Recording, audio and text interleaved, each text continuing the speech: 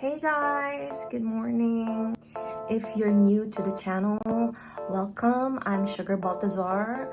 I'm a Filipino American living in California. I moved to the US over 5 years ago and I became an American citizen February of last year.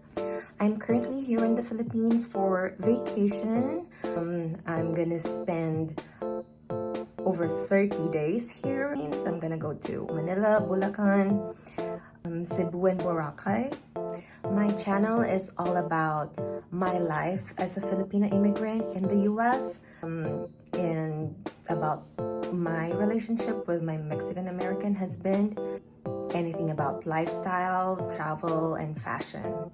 And for today's video, I'm gonna share my eyebrow etching and semi-permanent lip tint experience at Pretty Looks.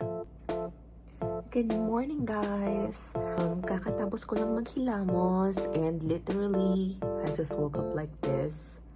So today is the third day since nagpa semi-permanent eyebrow tattoo ako tsaka lip tint sa Pretty Looks, and so far I really love the results. Ang pinagawa ko sa eyebrows ko ay it's called eyebrow etching.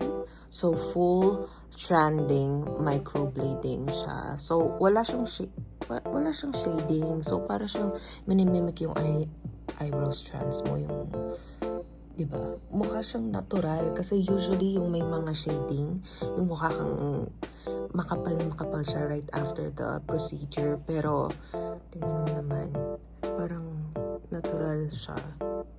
And then yung sa lips ko, cherry blossom yung promo. So right now ang regular price ng eyebrow etching is 42,000 pesos sa master artist and 30,000 pesos sa senior artist. Pero naka-avail ako ng 10-10 promo. So 15,000 lang yung binayad ko for the eyebrows. And then for the semi-permanent lip tint, instead of 23,000 pesos, 5,750 lang yung binayad ko. So nung 10-10, parang 50 to 70% off. Depende dun sa service na ipapagawa mo, yung sale. Actually, sobrang mura nung cashmere eyebrows. Kaso, halatang parang may eyebrow, nagpa-shade ka ng eyebrows. Siguro mas okay yun sa wala talagang kilay at all. Pero dahil makapal naman yung kilay ko, parang kulang lang yung dito, parang may gap. So eyebrow etching yung pinagawa ko.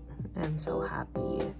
So after care, 24 hours bawal basain. So for 24 hours naka-straw ako. So naka-straw ako even pag magto-toothbrush. Yung mumog ko, naka-straw ako. And then nilagyan ko ng, so pinainom ako ng antihistamine.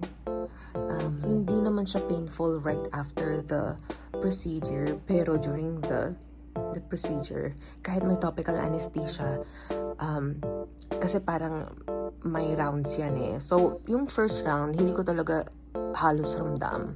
Yung second, medyo. And then yung third, as in, yung parang kinakagat ng maraming langgam sa lips Tapos dito naman, masakit siya. Para siyang tinatatuan ka talaga. Parang, well, di pa naman ako nagpatattoo ever. Pero yung feeling na may needle na parang kinakas ka sa balat mo. Ganun siya. I would say, well, mataas yung pain tolerance ko kasi I suffered from acne. So, ang dami ko nung napagawang facial, diamond peel, micro-needling. I would say mas masakit yung micro-needling at facial kesa sa eyebrow tattoo and semi-permanent lip tint. Bumili pala ako sa kanila ng mga gamot and aftercare products for both the eyebrows na and the lips. Nasa 6,995 yung binayaran ko. So, nung pwede nang basain yung eyebrows ko tsaka lips, nilalagyan ko ng antibiotic cream yung eyebrows ko tsaka yung lips twice a day. Tapos yung mga gamot twice a day din. And then, after 7 days, may binigay sa akin na itong lip mask. Kailangan kong mag-lip mask for 7 days. After 7 days, mag-lip mask ako. 15 to 20 minutes, ibababad ko lang. After 3 days, meron naman akong ilalagay na lip and eye serum, collagen booster, and advanced anti-aging.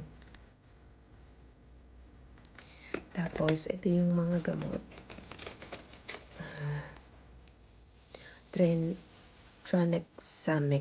Tranexamic acid at yung prednisone.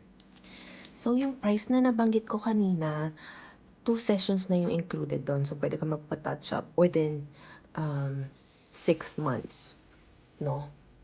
So, ako, dahil babalik ako ng US sa December 1, and pinagawa ko to November 8, at may mga lakad din ako. So, yung balik ko sa November 23 agad. And pumayag naman yung senior artist. So, magdadry daw yung lips ko, kaya kailangan talaga gamitin mo yung aftercare products. Also, ang motivation ko talaga, kaya ako nagpa-lip tint dahil nung nabanggit ko nga na acne prone ako, lalo na nung mas bata ako. Nagkaroon ako ng hyperpigmentation.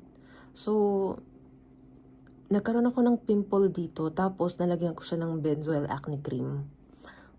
And then, parang nasunog yung part ng lips ko, namuti siya dito.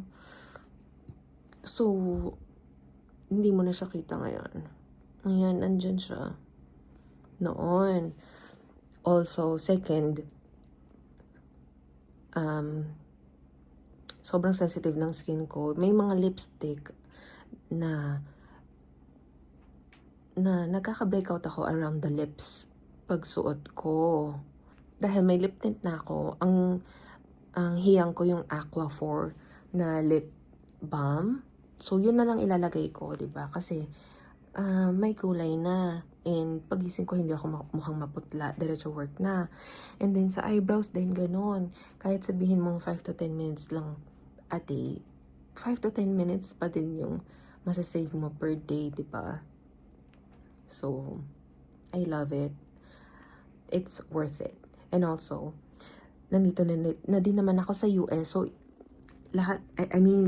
nandito na ako sa Pilipinas. So, lahat na nang pwede kong ipapagawa ko na. Dahil, so, wala pang $300 ito kung i-compute mo, i-convert mo to US dollars. Tapos, sa US, $800 to. Syempre, magtitip ka pa. Usually, ang tip mo, 20% ng $800. Magkano din yun? So, worth it ang flight to the Philippines. I love the results so far. So if you have any questions, just let me know.